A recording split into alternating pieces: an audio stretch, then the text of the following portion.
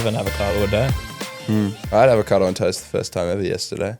But Really? very, very healthy, yeah. I'm not an avocado guy, but then now I'm kind of realizing I'm Did you do Vegemite under maturing. the avocado? No, I did avocado and then smoked salmon on top because we Yeah, had smoked nice. salmon left over from my nonna's 100th birthday on Wednesday. So Wow. very exciting. It's been an exciting week. Yeah, he had some good Been a good points week to actually come back. about that on the episode we recorded the other day about Yeah. how his granddad, Italian granddad, like eats only like produced food that's whole foods and stuff. Yeah, But like he can't, like, because he was in the food, like that's how he made a living coming to Australia's food import stuff. I asked him, what's the one thing, 100 years, what's the one thing that's kept you so well? Because he's still really with it. Yeah. And he said, it was all about the sort of foods you eat and how it's like impossible now. Even when you go to restaurants and stuff, they cook with cow fat rather than olive oil. And it's like, And he spoke about olive oil and how it's, obviously some people don't like it, but they say that it's if you're going to cook with something, you cook with extra olive oil. virgin olive oil is the bomb. Yeah, 100%. The Mediterranean diet, we talk about that a lot. Yeah. For cardiovascular risk reduction. And so I talk a lot about the Mediterranean diet to a lot of my patients because it's a pretty straightforward way of life. It's not a particular diet. It's just look what Mediterraneans eat. And if you eat similarly, you're not going to go far wrong. So yeah, oils, nuts, grains, fish, very little animal fat. What's your go-to superfood meal? Whole grain bread for a bit of carbs, but sort of sustained release, low GI bread, as opposed to your sort of white, high sugar bread, avocado and fried egg. What Mum's been doing is she'll just bulk boil 12 eggs. Yeah. And I'll just have 4 boiled eggs every morning with an avocado and maybe a piece of sourdough. And Yeah, if I'm that's it, if I've done cardio, I'll have a piece of sourdough with a little bit of butter on it, salted Yeah, butter, yeah, just to make yeah. it that little bit Yeah, yeah. nicer. But You can get olive oil butter now, or sort of really? or non-dairy butter, which again is Step all these forward. little changes that can really help. So I'd say that's my go-to. well, thanks for coming back on, Thank you. Lloyd.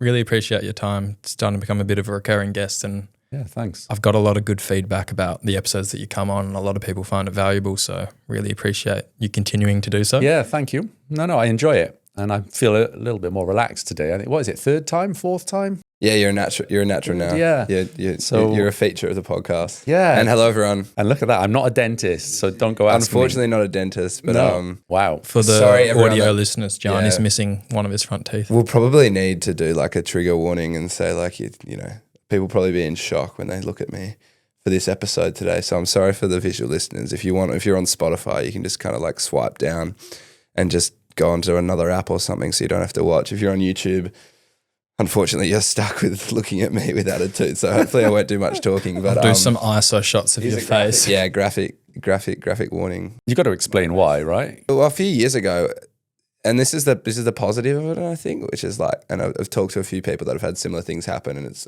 hopefully an easier fix than a purely snapped tooth. But I was doing board paddling on my knees in a surf club competition like year 9, and because I wasn't very good, I fell off my board and kind of on the way down chipped it on this fiberglass board on the side. And so that's where this happened. There's like, and then they did like a composite synthetic plastic thing. I actually don't know what it is, and stuck it back on. So that's the bit that's missing, I'm pretty sure, because like usually you can tell between the actual tooth. Interesting how it snapped only half the tooth and not your whole tooth came Well, out. a bit more than half. Yeah. Well, I mean, obviously the roots of those front teeth are pretty Stronger than the tooth itself. Yeah. So I mean, and they said, at any point the tooth could just turn black with root canal damage. And I've been lucky. It's obviously wasn't overexposed, wasn't far enough up the tooth that it became damage, and they had to do like a full root canal treatment. So I'm thinking it's the same thing here. Hopefully the tooth stays intact and they can just stick. Yeah, just a bit of bad luck, I think. So today's topic, the kind of theme of this episode that we wanted to talk to you about, being a man health doctor, is masculinity. So it's a pretty fine line of talking about it. It's a pretty sensitive subject, and I just wanted to kind of get your gauge on, to start with, toxic masculinity versus what real masculinity is, or true masculinity as a sense. Yeah, so we were having a chat before, weren't we, about this. This is it's a very sensitive subject. It's such a broad subject, but I think it's such an important subject to be talking about.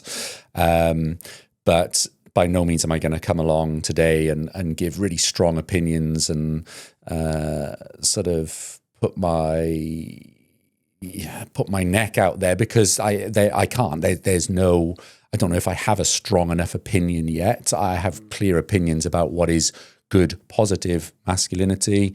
I have strong opinions on what are toxic masculinity traits, but masculinity in itself, I guess I was trying to think, does that definition even exist anymore? Is that even a definition these days? Yeah, that's the thing, because it's evolving so much, and especially even in the last 10 to 15 years, it's dramatically changed from what it was, say, in the mid-1900s. I think you talk about traditional masculinity going back even further, the stoicism, strength, gladiator, warrior. I think we all see that as a traditional view of masculinity. You can see that in images and history.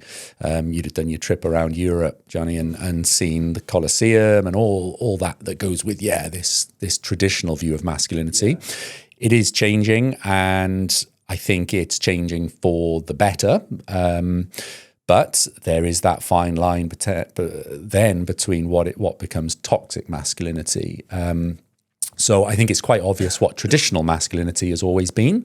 And now I think that the challenges we're going through is trying to define the newer, modern definition of masculinity. And I think it's tricky.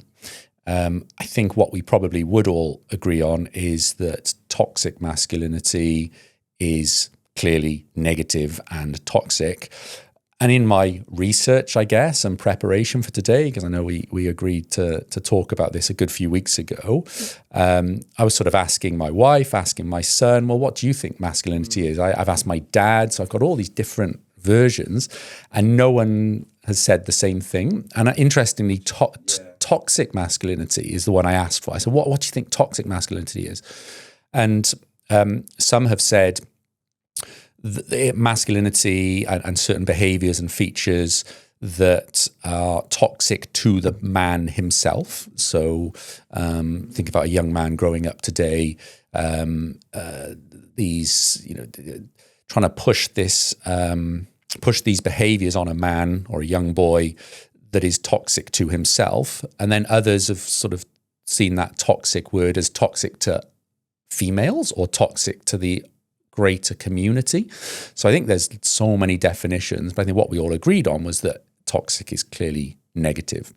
So hopefully that gives you my initial spiel here, that it is a tricky subject, and I'm here as a men's health doctor to try and sort of be a greater good for men, improving men's health, men's well-being, men's mental health.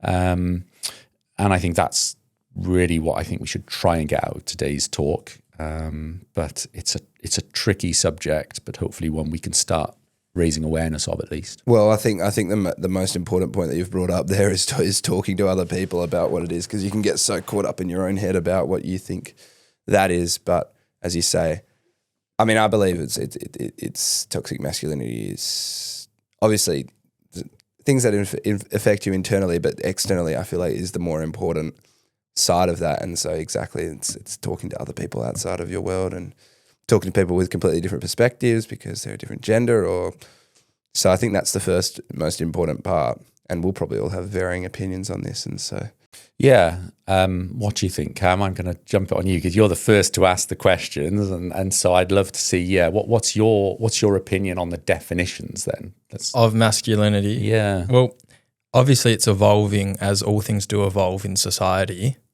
and change for good, progressiveness is good to a certain degree, but the pendulum sometimes swings a bit too far right than a bit too far left. And as much as, like we were talking about toxic masculinity to other people and to yourself, and as much as those things are really bad, with the to yourself in particular, I think there's a very fine line between like speaking up about your problems and reaching out to help and pushing through hard times, because it's really important for men's health to be open enough to communicate with people, as we've just established. But at the same time, struggle creates value. Like going through hard things and emerging on the other side and learning through those lessons is what shapes you as a person. Like on probably the first time you came on, you talked about some of the hardships you faced when you were younger. Yeah. And it was all those hardships that have built you into the person you are today, with all the good habits you have today and the discipline you have today, and how effectively you are managing all these different things in your life, because you have a pretty busy life and a lot going on. And I think it'd be safe to say that you're able to cope with that and manage that because of all the things you've been through on the way and that have shaped you into the person you are today. Yeah.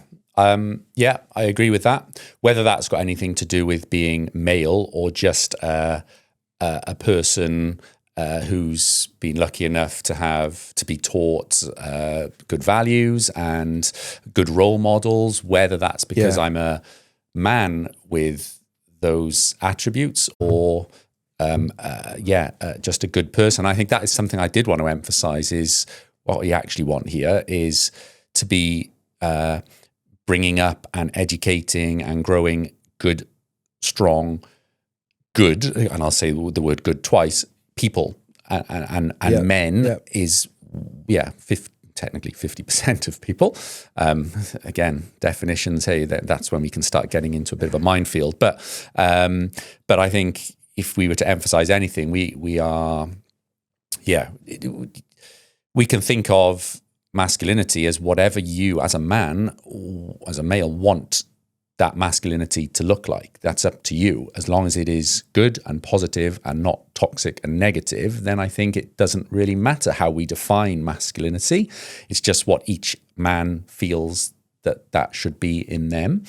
I think I was, again, looking at the arguments to this. Should we be thinking about masculinity and what is good masculinity, what is positive masculinity? Some people feel that they need that definition to be guided. So young men today potentially are, some would argue, maybe starting to lose that identification of what it is to be a man. And so having some clear, defined definitions of masculinity and the code of masculinity can sometimes help young men, I feel, with that direction in life.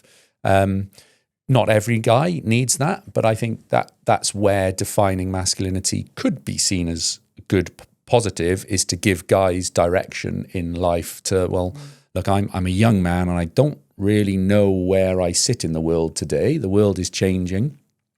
So give me some features of masculinity that I can start following to be a good man. And so that's where I think it is important to define masculinity. Is it a topic that comes up often in your clinic when you're with patients? It comes into mental health, encouraging men now to be open, to be resilient, to be,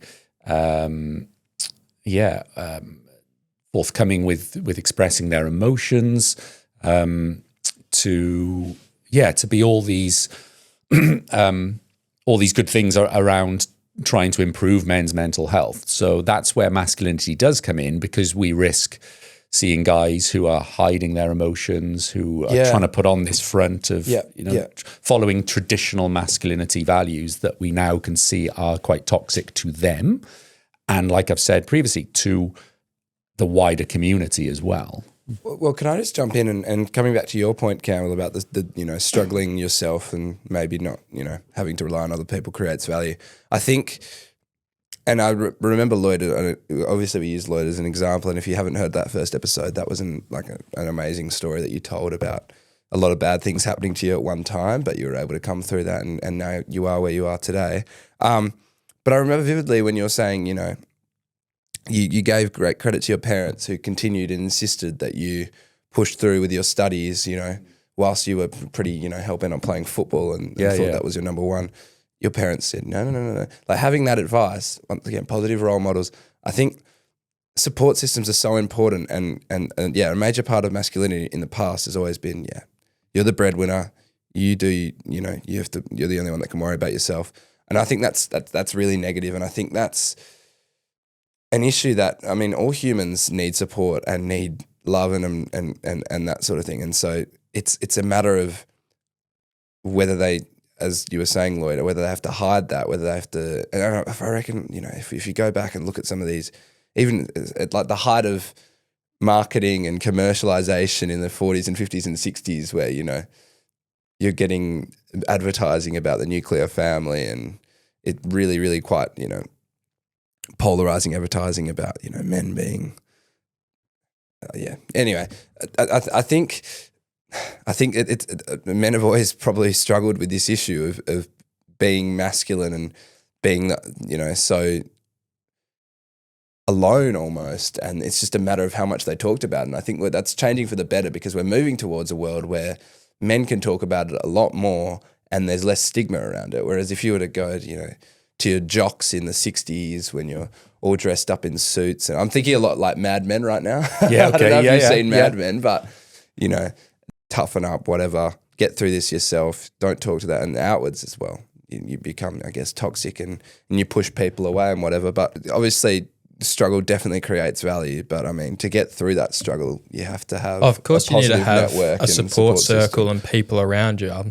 No mistake in that. For sure, it's crucial and vital to have good people surrounding you that have your best interest in heart and want to see you do well and can help support you. But I feel at the end of the day, the change has to come from within. It has to be driven by yourself. So whether that's being the best version of yourself physically or mentally, or being a role model in society for others, as much as you can have the greatest support circle around you, you need to be able to want to do it yourself and be able to be technically you got to be able to be your own driver in the driving seat of your life. Yeah. And you can have all the best passengers sitting next to you, but you've got to be the one driving the car. So that's where I say I think struggle creates value, as in you're, as much as you've got all the support around you helping you get through the struggle, you're at the front of that driving through it. Well, and that's the thing. Everyone has their lows though, and you can't always be. Well, that's when you use the passengers around you for help, and I think for direction. That's the support system, but like you can't always be top of your game, A game. Yeah, I think the direction is important. That's what I guess I was trying to get at earlier, that not every guy needs that definition of what it is to be a man, because lots of guys have found their place in the world, so to speak. They know, these are my values, these are my goals, these are my aspirations. And if you've got those, brilliant. And if you're a good guy, brilliant. But I think there's an argument to say there may be a lot of guys who aren't sure where they sit in the world, especially the world is changing, you know, the traditional views of men being in certain work environments, being the breadwinner, that's changing, and rightly so, because women, you know, we're in equality is so important. And I think there's been a huge voice for women over the last 50, 60 years, again, rightly so, clearly, for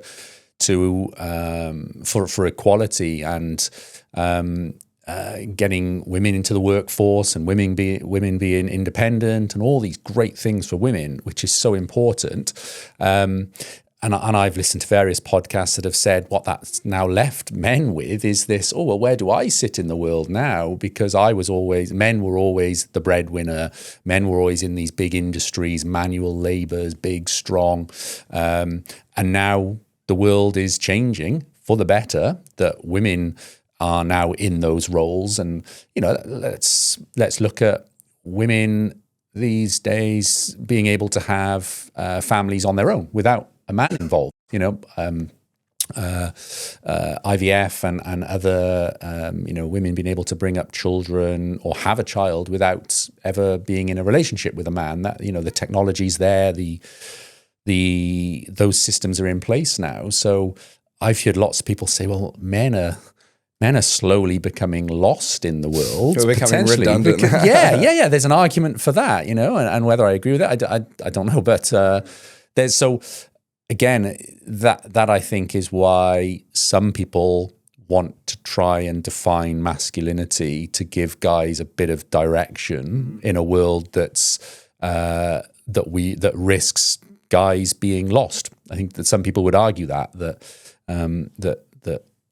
role of men in society has always been quite defined, and now it's less so, maybe.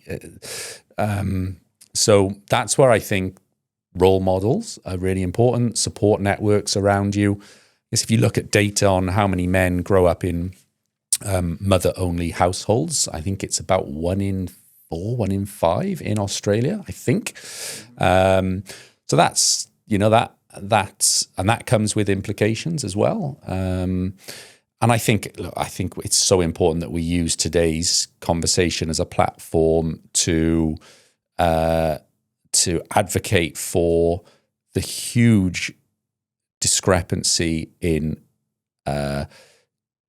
data around violence against women. I think, look, we are 3 good men here, and I think we have to acknowledge that the 3 of us, I believe, and I can't talk for you two, but I feel in a very privileged position as a man in this country, and I feel like a good man. Now, there is violence against women going on disproportionately so in this country, in this world. Which is very toxic. Which is hugely toxic. And I feel we as men are obliged and should be recognizing toxic masculinity in our community amongst other men, and not just saying, oh, well, it's not us, so it's not my problem, I'm a good man. I think now is that time to start stepping up and recognizing toxic features, toxic masculinity in other men,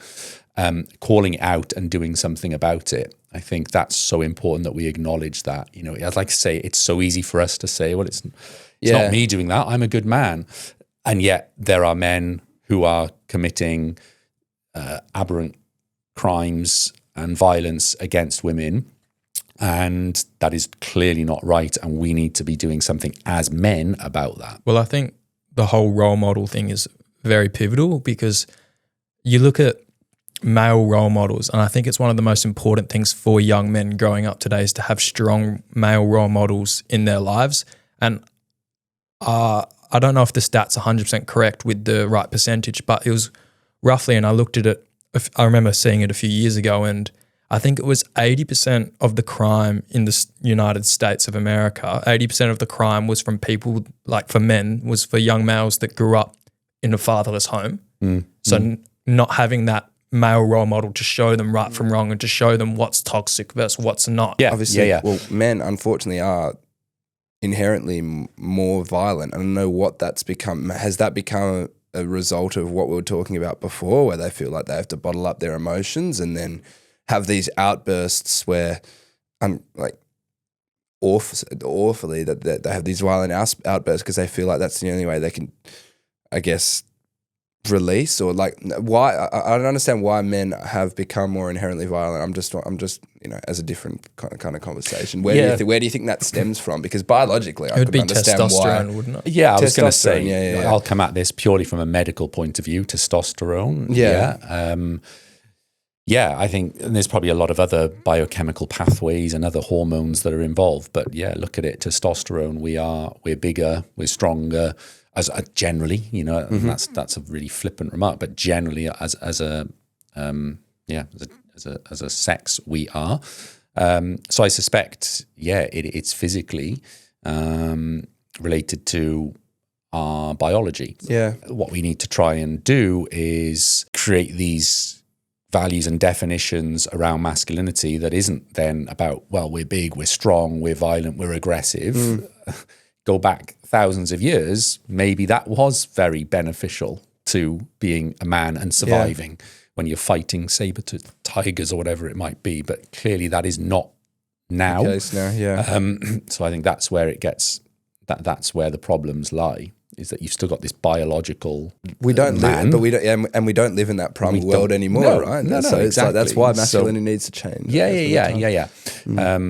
Yeah, that's one theory at least. Do you see some of the things when teaching Geth growing up, some of the values? What are some of the key values you really hone in on teaching him as a role model for his life? I think if nothing else, I look at my father and his values and how he was taught and how they quickly can get outdated even now. And at the time, you don't see it necessarily, but here you are 30 years later and the world has changed. And I think what I acknowledged with my son is my values and my traits and behaviors are also not always the best now. Maybe how do I put it?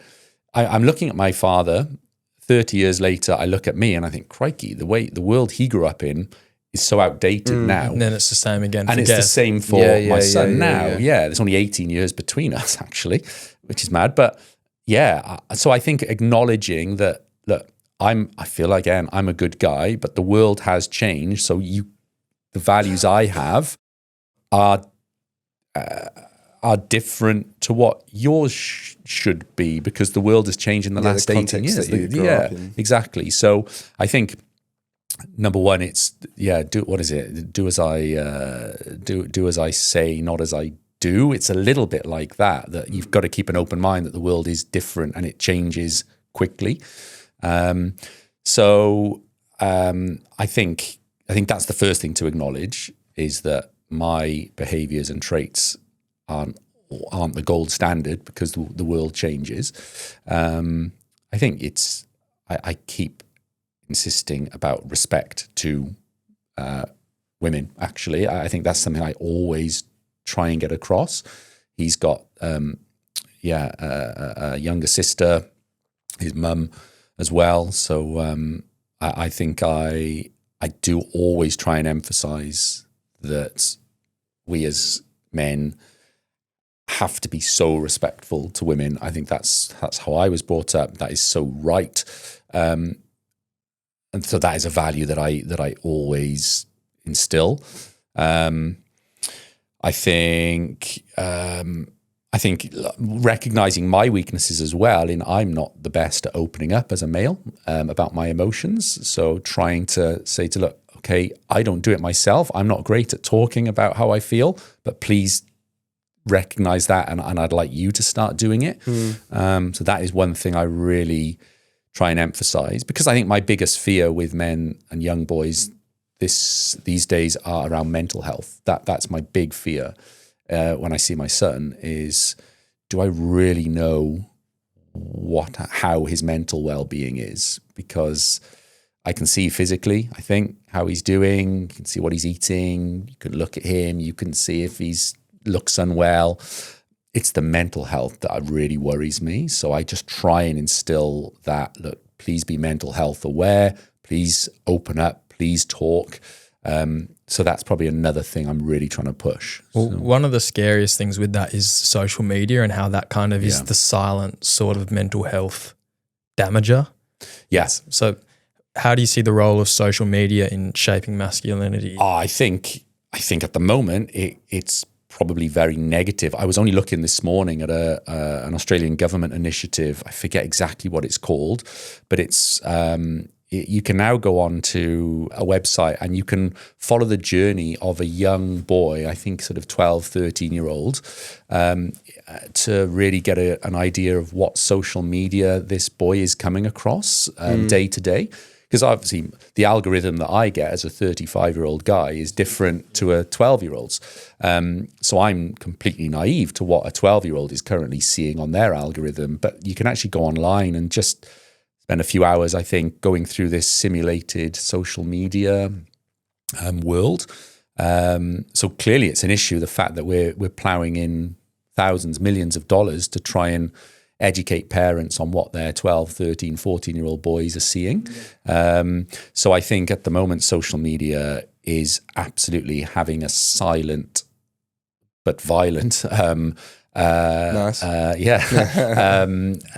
impact on masculinity. Absolutely. I saw, I was with an 8-year-old kid and he was watching YouTube, just Minecraft videos on like an iPad or something. And then when the YouTube ads popped up, it was like eHarmony ads and all these dating. Yeah. And he's an 8-year-old boy, and how that's shaping then his mindset at 8 years old of things that shouldn't even be on his mind until he's in his late teenage years is pretty scary. Yeah, absolutely. And then you've got your social media influencers, and that's a whole podcast in itself, talking reality and and you're at, Andrew Tate being one that his name has popped up multiple times around the dinner table with my son around. Oh, look what Andrew Tate said, and look at these cars, and look at how much money he's got, and young guys can easily be driven by that and actually look at what's underlying all that. And there's huge toxic masculinity there, in my opinion. But if in the wrong hands, in immature minds of boys at 12, 13, 14, who don't have role models, who don't have good support around them, who are maybe in fatherless families. Who are going through puberty. Who are going through all that, who then suddenly see this guy driving Bugattis and dishing cash around for fun. If that's their, that's what I need, that's what I can be. Look, there's my direction. In my opinion, that's very toxic. Yeah. So that's where social media. And what's really he preaching? He's preaching all the stuff that a traditional kind of masculinity from a traditional masculinity point of view, which is, I mean, I think it could almost be natural for lots of young men when they don't have those role models to go down and fall down that path, because I guess that's what happened in the past, that, you know, you get this shot of testosterone at this age and all of a sudden, you know.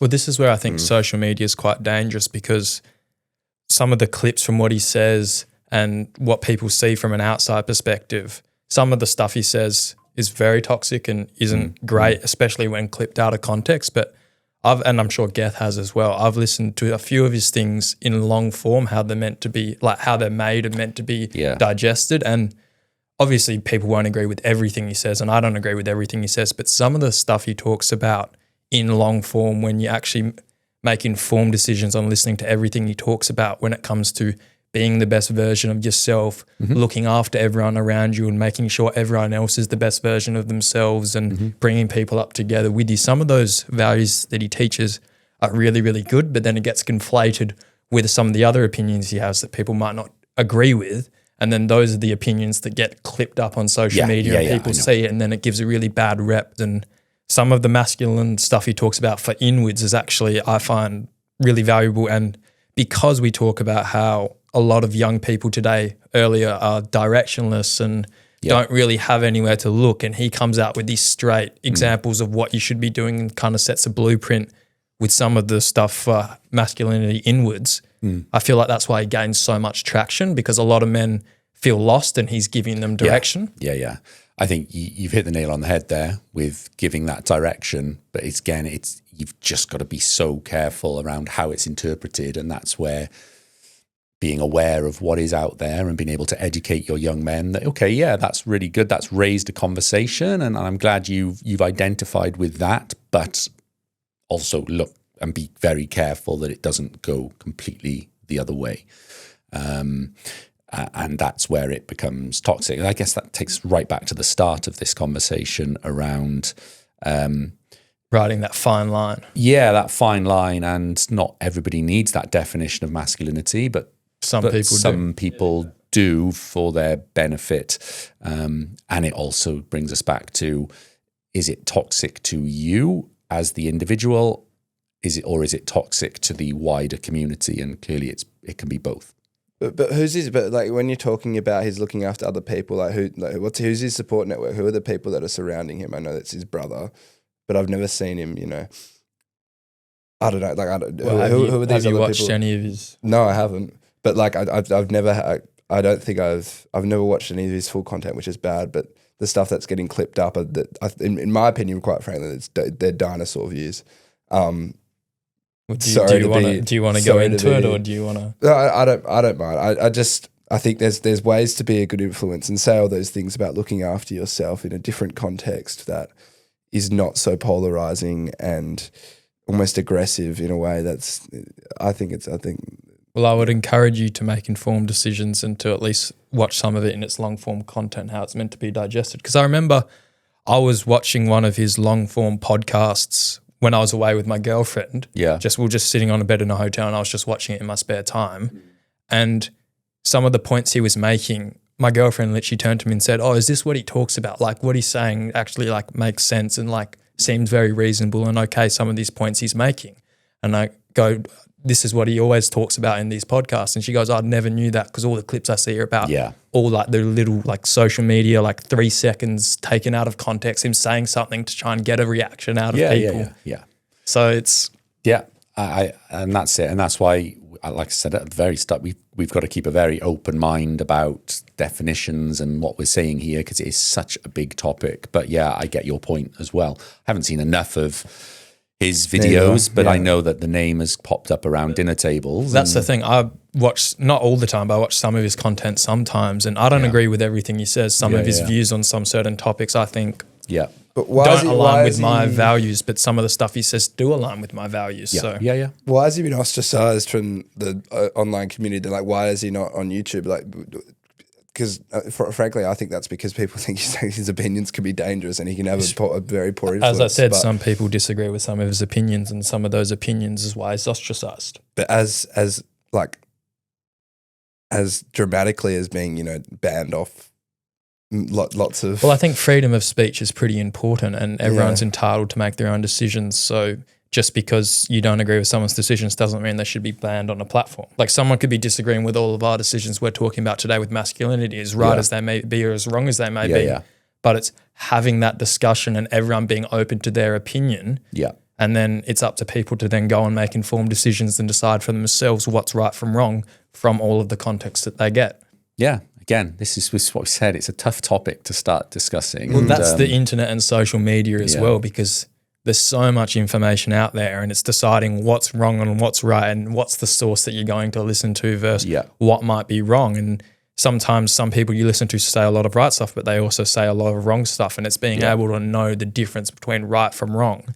And I think that's why social media is so dangerous for young men growing up today. Agree. I think you've got that. I think you've got that right. So what are we talking about next? I think we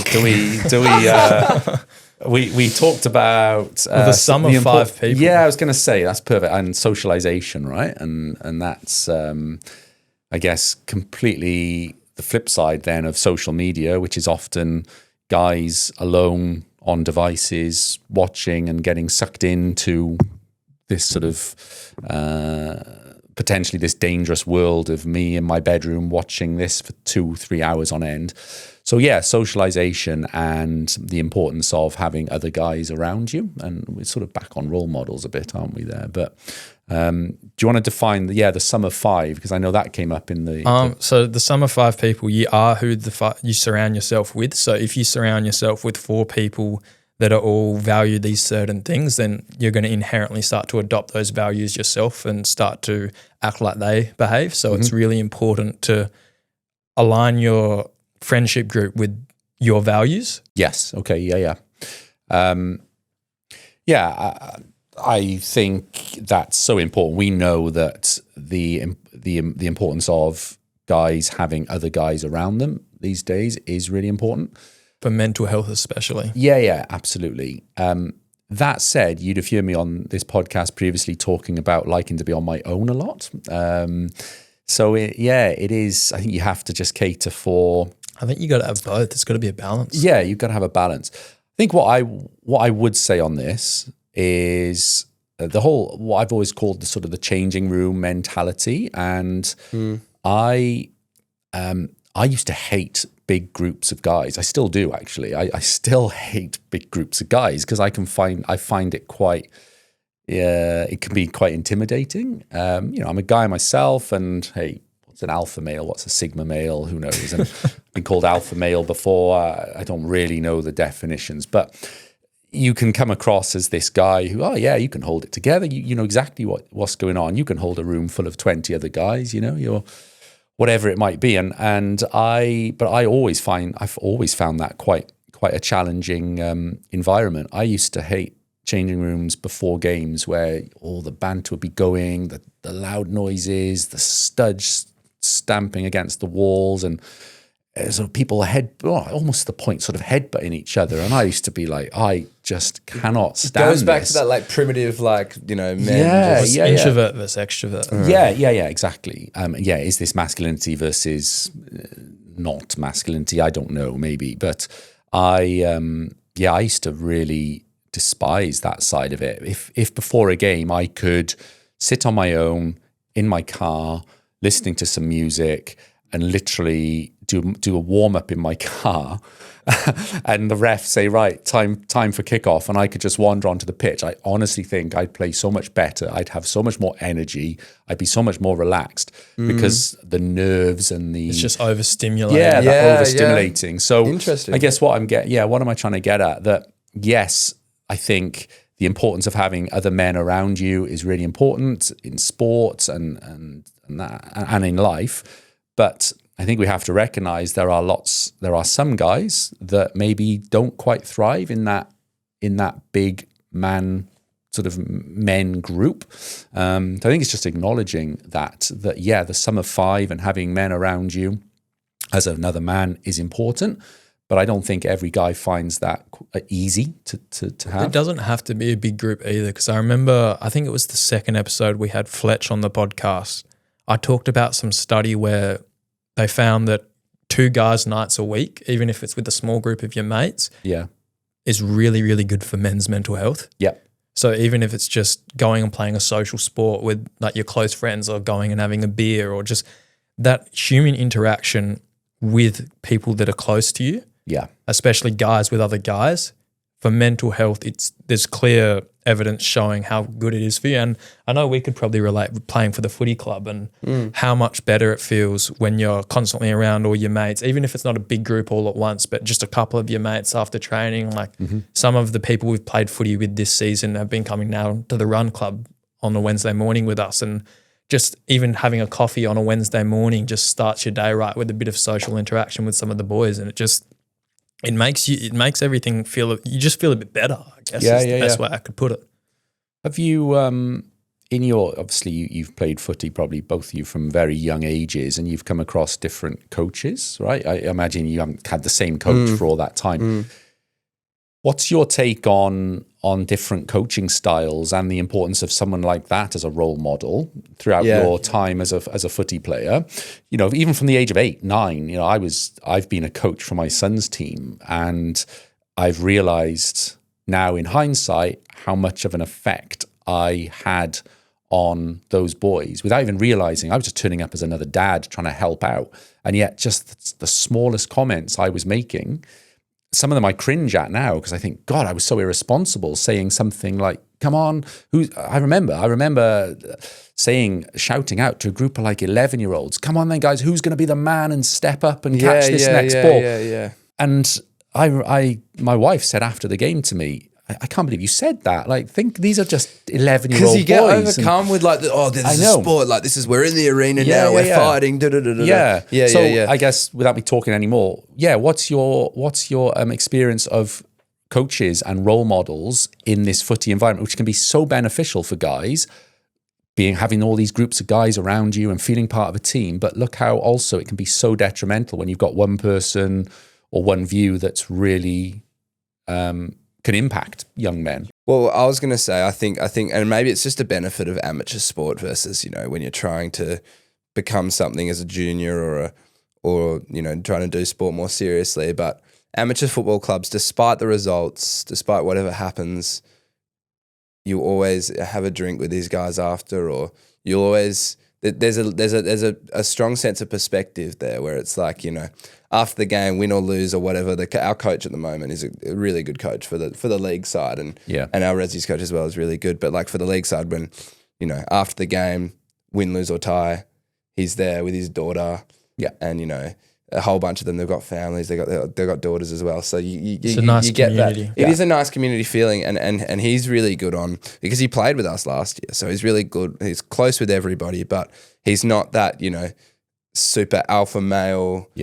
And he will, you know, he'll talk to everyone like they're equals. He doesn't, you know, have favorites of guys. Obviously, he played with lots of people, but you do feel that he's a mate of yours. And compared to, you know, coaches in the past where it's like, and maybe it's the context as well, because if you're going to try and play at the highest level, like you need a coach that is pushing you to that point. But I feel like you lose that sense of perspective, even at a younger age.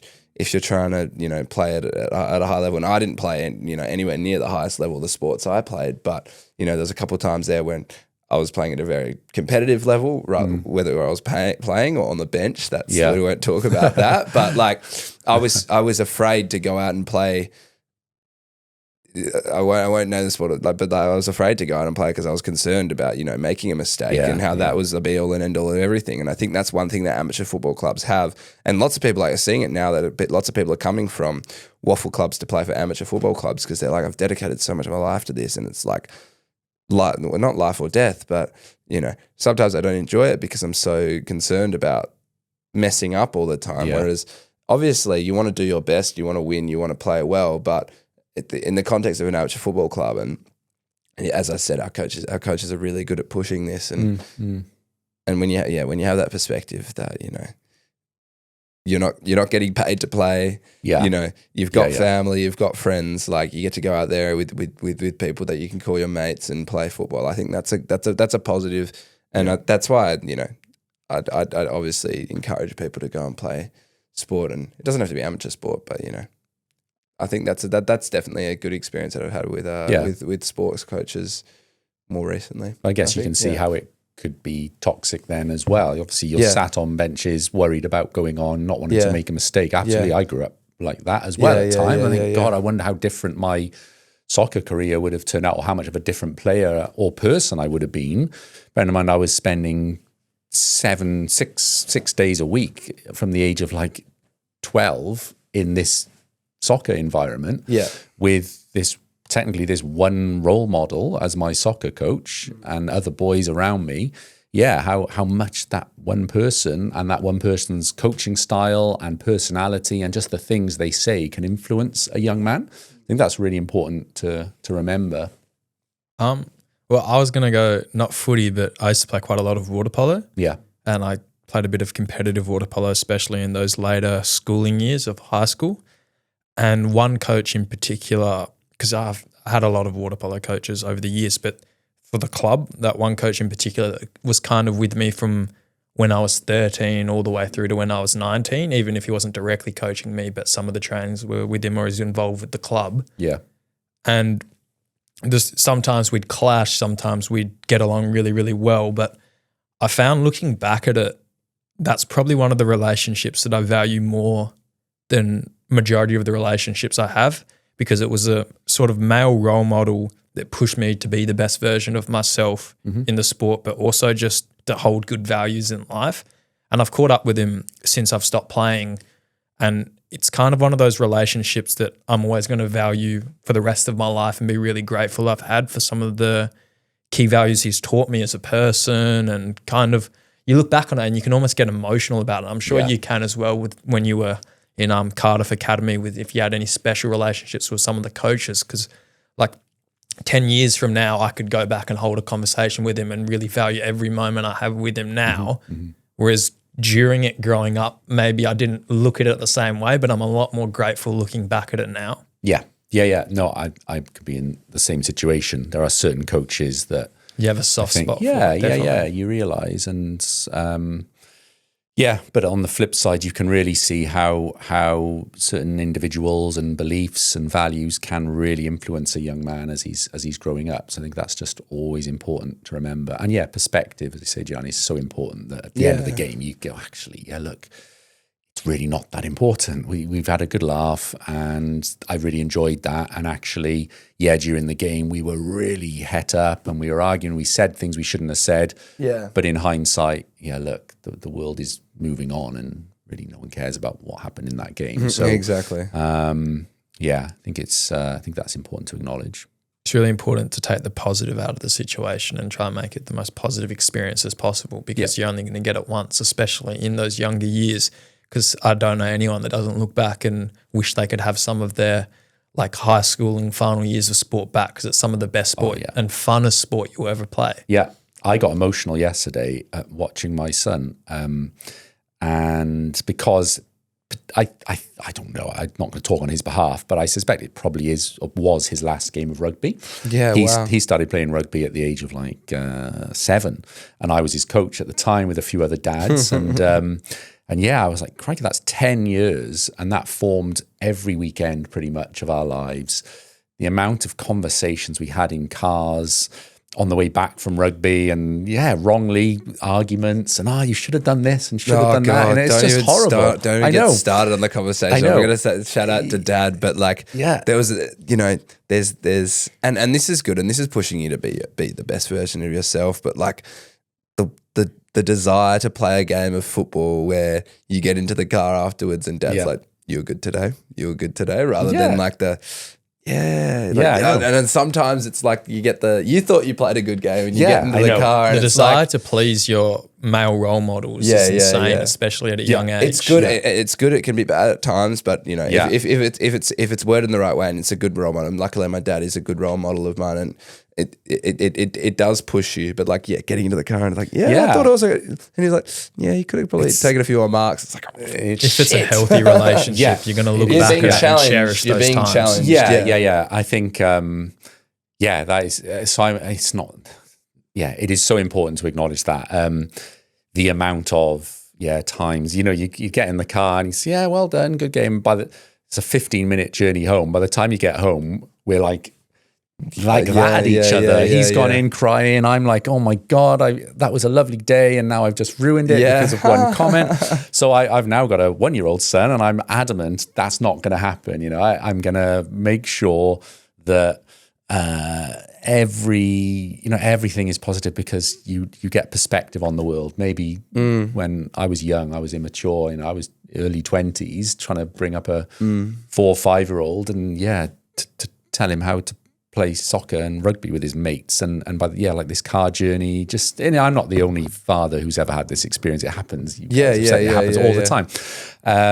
So it's about healthy values, positive relationships with your sons. But I guess what I was getting at was I got really emotional yesterday. That final whistle went. I looked at him and they won with like 30 seconds to go. Oh my God. Wow. It was a really dramatic game. It had everything in it. And my wife looked at me, she's like, God, why have you got really emotional? You got really, like eyes glazing over as soon as that final whistle went, because I just thought, God, that's like 10 years of dedication, of effort, of social groups, and for him, all these things that defined so much of his life, gone technically now. He'll move on, he'll go and do his finals, and he may not ever touch a rugby ball again. Maybe be too busy modelling. Well, who knows? Well, that's an exciting thing. Like you brought him up with rugby, and now he's making maybe a decision to not do rugby anymore and go into something else that he's almost found his own career path with. It's almost like, wow, like but that sport has also given him so many positive attributes, and to see the look on his face yesterday, the fact they won really helps. But I was like, wow, okay, this sport is really, I was so pleased to see him so enthusiastic, so happy to have won that game.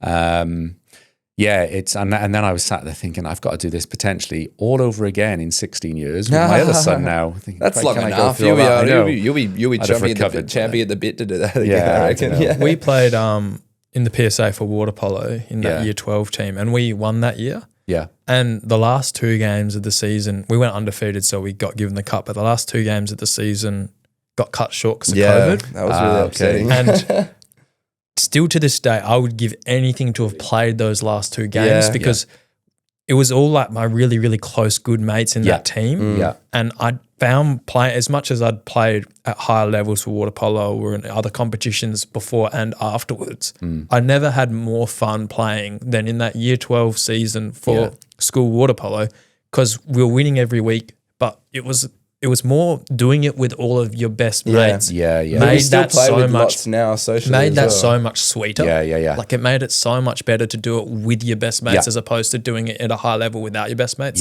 One's maybe more rewarding in the sense of higher level, but doing it with your best mates, there's just something special about it on an enjoyment level. And how lucky I guess we all were to have that. I guess we've got to acknowledge there's lots of young men out there who don't have that for whatever reason, whether it be financial, whether it be the family dynamics they have, don't allow them to have that. Maybe they're not in private schooling, whatever. There's loads of factors.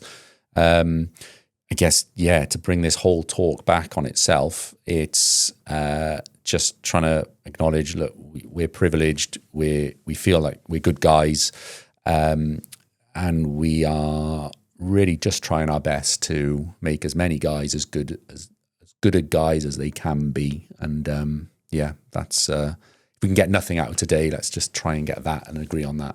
Absolutely. So where do you see the future of men's health in the next few years? Is it too hard to predict, or because it's changing so quickly and so fast? Do you reckon it's like an accelerating, like it's like the progress that you've made in the technology? 50, yeah. Well, yeah, but like the progress we made in the last 50 years, the same sort of, the distance that we've traveled as a society will be replicated in 50 years. So I think let's assume that the changes that are happening are positive ones. Let's argue that the masculinity and is becoming positive. We'll take away the toxic masculinity side of things that we've really got to stamp out. Clearly, let's say that if things continue to be positive and masculinity is encouraged in young men now, where they are happy to talk about emotions and all the other positive attributes of masculinity that we've talked about today. I guess future, there's a gap between life expectancy at the moment between men and women. The life expectancy of a man is less than a woman. Is that going to change? Maybe. Is that gap going to get smaller as men start to be more open to talking about, I don't know, this is surmising, but talking about their mental health? Are we going to see less suicides in men? 75% of suicides are in men. That's a staggering fact. As well as, sorry, Johnny, just lots of other what's the word I'm looking for? Disparities between men and women when it comes to health. Men perform so badly compared to women across so many forms: mental health, suicide, heart attacks, strokes, diabetes. So many. There are so many disparities in men's health compared to women. So if we can encourage positive masculinity, whatever that definition is, which we can argue about for many, many more hours, let's say if we can be positive, then is that disparity going to change? And I think that's what would excite me, is if we can change that, then I think we could really see progress in the health of men in general. Yeah, men's feeling alone, and that's always been part of the issue. But now I feel like with the way things are progressing, hopefully that, as you said, that disparity will start to disappear. The gap starts closing. And we see benefits to whole man health, definitely. So advancements in men's health, anything you're particularly excited about? I see you've started some new testing for your clinic. Yeah, that's right. Yeah, so I have created the Whole Man XL package. Yeah, so thanks for that. Where nice. I guess there's lots of guys who are already really engaged with their health who want to take it a step further. And I include things like VO2 max testing, continuous glucose monitoring, liver fiber scanning, really just trying to look at the whole man, and really optimizing the health of men. I guess that is all about data tracking and tracking trends. I think that's going to be hugely beneficial to the health of men in future as you start to really analyze data a lot more. Preventative medicine, which is the whole purpose of my clinic generally. That's what I really love is preventative and metabolic medicine. I think if we can get men to engage more with prevention as opposed to cure, then I think that can be hugely beneficial. So I think that's the future of men's health as well. That's what I'm trying to push, is be proactive, not reactive. I think that's awesome. Yeah. And then genetic testing. I offer a pharmacogenetic or pharmacogenomic testing, which is basically where we can take a blood test and look at your genetic makeup and how well you break down certain medications, how you process certain medications, so how you may be more sensitive to some tablets compared to others, and then that can just really tailor treatments in future. So say if you ever needed to be started on a medication called a statin for your cholesterol, then knowing, look, there's 6 different statin options for you, this one is probably the best, then it saves you trying the other 5 before getting to the perfect one for you by having this sort of pharmacogenomic test done first. So again, it's about being proactive, not reactive, less trial and error. So genetics, preventative medicine, tracking data, and changing the face of masculinity to get men more open-minded, looking after themselves, positive masculine features. I think all that is going to contribute to the better health of the whole man. Was there anything else you wanted to ask? No, I think that was. I think it's going to be hard to top this episode with the next topic when you come on. I feel like time has flown. Whenever time flies during a podcast, you know that you're getting into some nice conversation. Yeah. Then again, like I feel like 3 different people. Obviously, we're all male, but like all white male, but 3 different perspectives. But I think being open to conversation and listening to each other's opinions is the most important part. That is the make or break when it comes to being progressive and getting the right information out there and being informed is being open to opinions and listening to each other, even if you don't have the exact same opinion as them. And I think that's awesome. We could talk about that today. Well, I'm going to say one last thing. When you asked me to come on, I love coming on here. I really enjoy it. But around the masculinity, toxic masculinity, and I saw that title and I thought, that's hard. And am I the right person? It feels risky. And I thought, no, Lloyd, you're a good guy.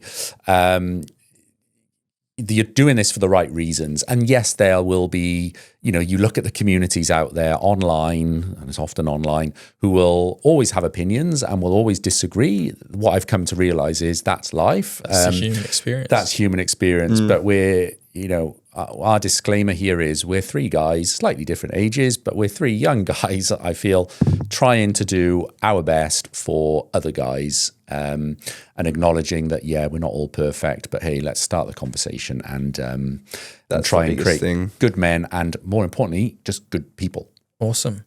I'm hoping people can take me seriously as well while I've been talking the whole time. You've been able, you guys have been really appreciative. If you're still listening or watching to this moment, really appreciate it. Please comment anything you liked about today and anything you'd want Lloyd to come on to talk about in the future, because we've talked about it, and every couple months Lloyd's going to come on as our kind of podcast GP to address all Lloyd's issues. Lloyd's our most important asset alongside Fletcher, I think, at the moment. When it comes to numbers of episodes, like we really appreciate you having on and the feedback. So. Try and recommend something a little bit more medical, maybe. I feel a little bit more comfortable discussing. That would be great. Absolutely. But I love chatting about broader topics like this. Well, thanks very much for your time. Really appreciate it. Thank you.